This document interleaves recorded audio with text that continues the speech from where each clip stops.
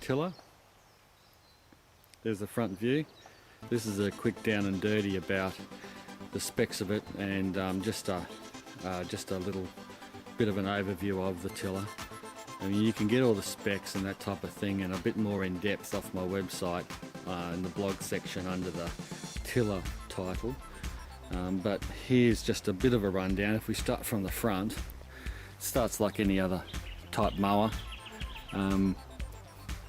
You've got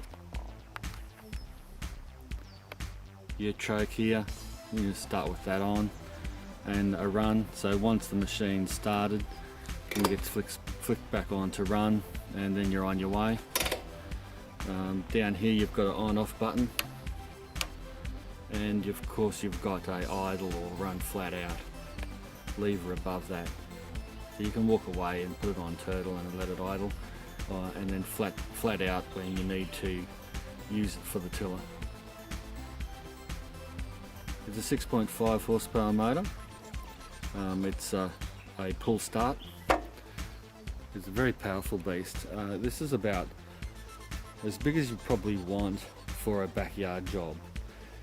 Any larger than this and it'll get a little hard to handle. You'll see in the video that I have to really hold on to it to maneuver this thing. So you don't probably want anything bigger than this. There's the specs. You can see that it's got a tilling scope of 500, so it's 1/2 meter wide. It can cut, and it can go down 350 mils. It's pretty deep. You know, that's over a standard ruler length deep, and that's really all you need when you're tilling up the soil to plant some veggies or whatever in the backyard. The way this thing is operated is with the forward and reverse lever. Forward, you pull it down, and it works just like walking behind a mower, except it also, besides the pulling the lever up or down, this is reverse, pulling it up, the handlebars work a bit like a lever system as well, where you lift it to slow the motor or to slow the wheels down so it doesn't go as quick, or you push it down or leave it fall slightly, and with a bit of pressure the thing will dig a little deeper and it'll go quicker. So you regulate the speed by lifting up or pushing down, and it takes a little bit of getting used to, because depending on the cut you've got, and I'll get to that in a second, how deep you go, and depending on your ground, this thing can get a little out of control. So you need to know how hard your soil is and also what depth you're going to put it on. And speaking of depth, this is the depth spike, and it works off a split pin that's there, and that gets removed, and you can see these holes. Well, then the higher you go in these holes, the lower your spike goes into the ground, and the higher your cut is from the blades. i.e. your depth that you're cutting is shallower the higher you go.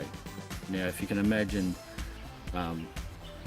this is on one of its lowest settings, because I'm cutting quite deep, and if I raised this, the spike will go down and we'll lift this whole thing up, and that'll make the cut shallower. So you want to disturb the top of the surface bit by bit and slowly dig your way down. That's the safest way of doing it. Now you're not going to be able to see the cutting blades. The cutting blades are protected by this rear catch, and it's pretty effective.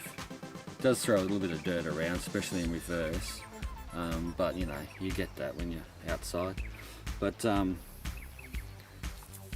yeah, these things cut through the soil nicely, and mine never gets clogged up. Even though you can see there's a whole heap of dirt around it, it still cuts and smashes through, and it never stops. Obviously I'll clean this up when I'm finished, but yeah, it does a good job. It has those all-terrain tyres, and the main thing to note about these things, it's got a split pin, and this is another safety factor. This split pin here is removable. At the moment it's locked in, It's locked in. You can see the difference. There's the axle and there's the hub here, and the split pin goes through them both, essentially locking the axle to the wheels. The wheels are now propelled, this propels the machine forwards and backwards by the blades. This has to be in the lock position for this thing to work effectively and safely. When you're just wheeling it back to the shed after you've stopped it, the split pin comes out, the tyre moves backwards, and the split pin goes back into the hole, essentially making the tyres freewheel. So the freewheeling wheels then makes this thing easier to push back into position, back into your shed. But when you're using it, it needs to be locked into position for safe operation. The standard pump up tyres with a valve, and takes 4-stroke fuel.